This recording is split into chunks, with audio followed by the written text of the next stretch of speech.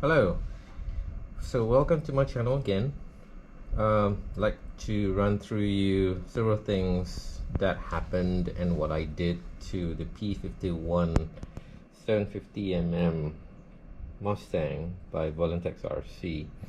As you can see here, there's quite a lot of things that I did to the plane. Paint chipped off almost everywhere due to crashes and modifications that I made. There's a bit of glue residue here along between the wing and the fuselage as well. I put some tape on dented surfaces to make it smooth again, more or less. And I've added a Gemfan spinner to the Gemfan 8x6 twin bladed propellers. So as you know, there's a DJI camera, there's a Caddx Vista there with Rush FPV, I think 1.2 or 1.6 dBi antenna. Inside there's a Lefei Sparrow 2L gyro, which conveniently has a DJI connector, so it shows not only the video but also the OSD as well, so it's very useful. You can see the battery, the roll and pitch, the GPS, the coordinates as well, so it makes a hell lot easier with all the OSD on screen. The problem, well, the only main issue that I have with that is I can't move around the OSD items. I've been used to having the battery at the center bottom of my screen, but now it's moved to top right, I think. So getting something that I need to get used to.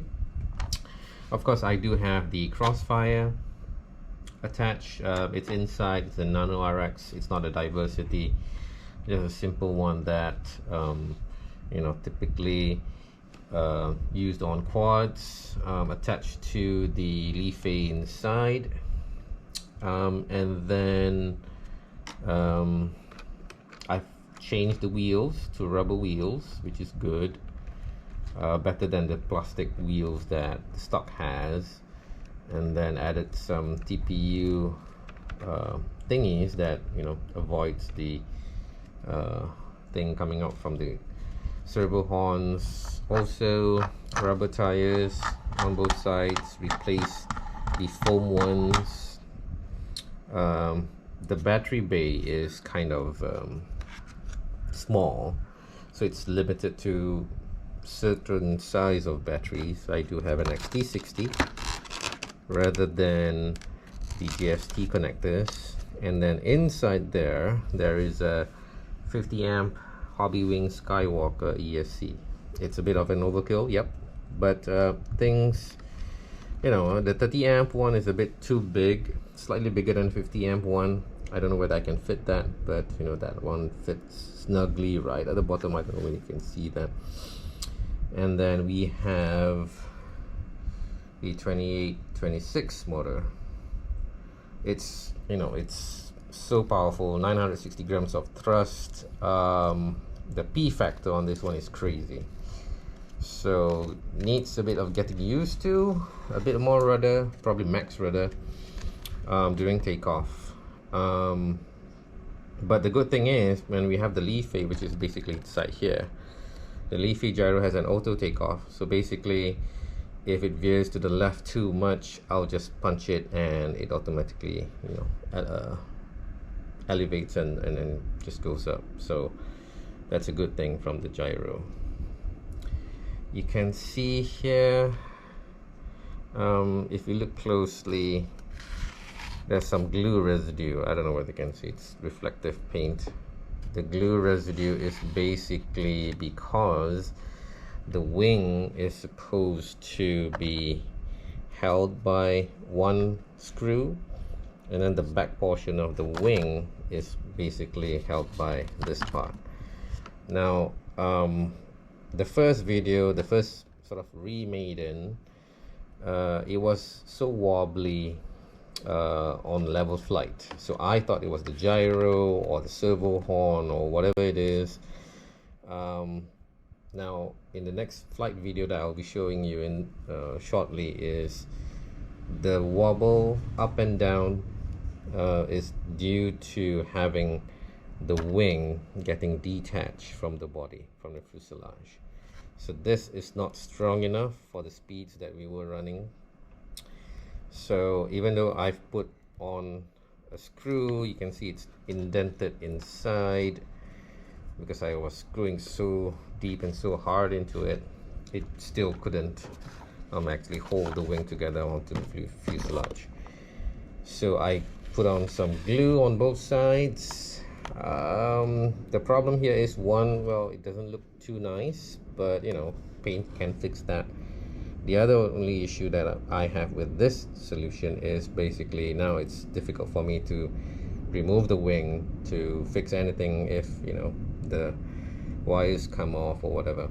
So I had glued it on beforehand, and then when I wanted to fly again yesterday, the DJI connector came off. So I had to sort of like put a knife through it, cut it again, put the connector on, and then re-glue it to make it, you know, not wobbly.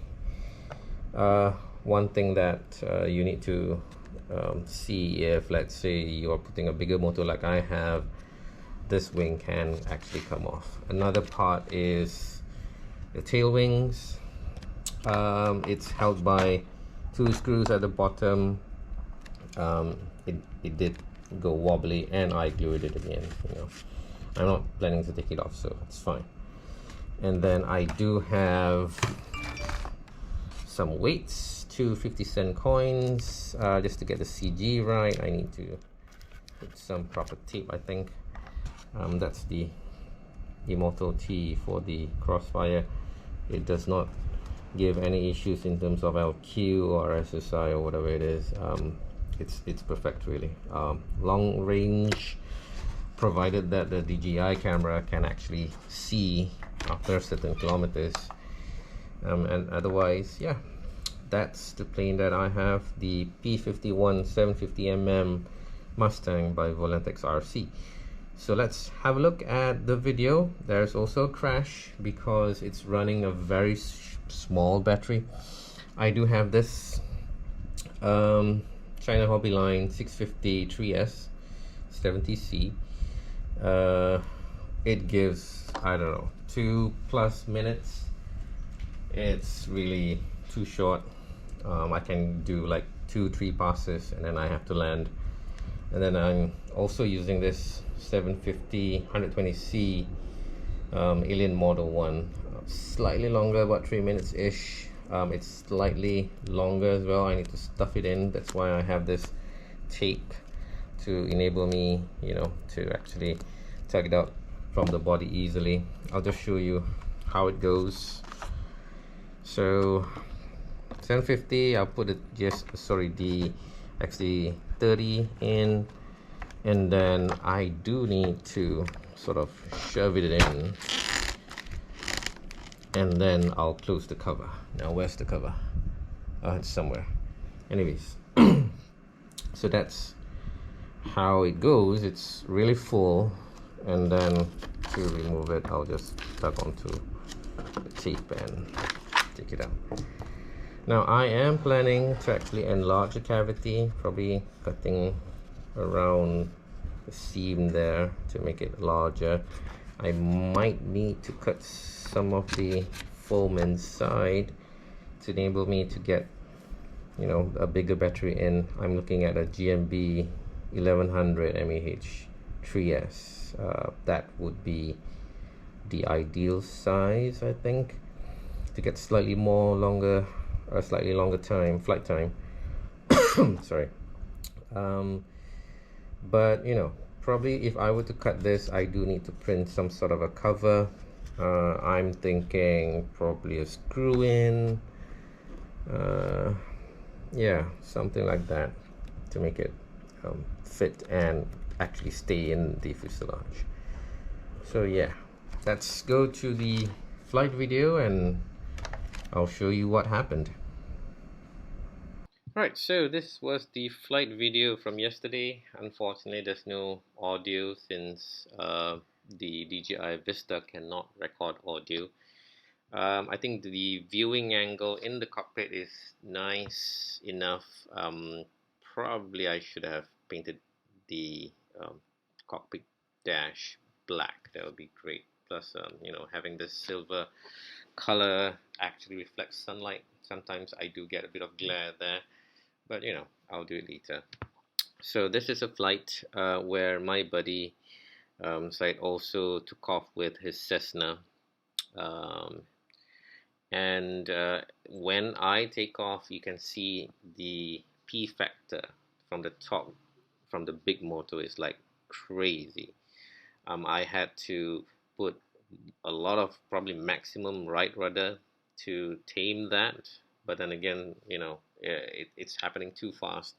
So what I did was I just punched out full throttle, and the Lefei gyro automatically gets the auto takeoff function. It puts the elevator into pitch position, and then it just flies off. So let's have a look. So you can see my buddy there flying up, taking off. Okay, that's the P factor, trying to rudder right, full throttle, and it goes up. As you can see here, it shakes up and down like crazy. Reason being, if you look at the wings, it's actually like it's like, you know, trying to just jettison out from the fuselage. It goes sideways. It's trying to detach itself. So luckily, the screw didn't fall off, and I didn't lose a wing. I didn't lose a plane. So I was curious to know why. I asked a friend, you know, why is this happening? Is it a gyro? Is it a servo horn or whatever? From this video, as you can see, it's basically the wing trying to detach itself. So hopefully with the glue, you know, getting glue on between the wings and the fuselage, that should be settled. So yeah, looking forward to the next flight. So it bobs up and down like crazy. Luckily I didn't crash into the buildings, the factories behind there. Trying to get a level flight. When it's level flight, it wobbles. You can see the wings. It's crazy. But when it bangs left and right, probably because of the wind, it's you know, it's okay, not too bad. And then in this flight, trying to get things actually together, I switched off the stability mode. It's a bit weighty at the back, so it pitched up. So trying to actually fly the plane with the wings wobbling here and there. Once it's settled a bit, I was looking at the battery. You know, probably I could do 1 or 2 passes before I had to land. So the battery drains quite a lot. I didn't need to put 50% throttle or more. It's basically 30% would be enough. But it's just my habit that probably I need to change. I was running about 50-70% throttle, and it actually chewed into the battery like, you know, like nothing. So did a pass. It's still wobbly because of the wings, and then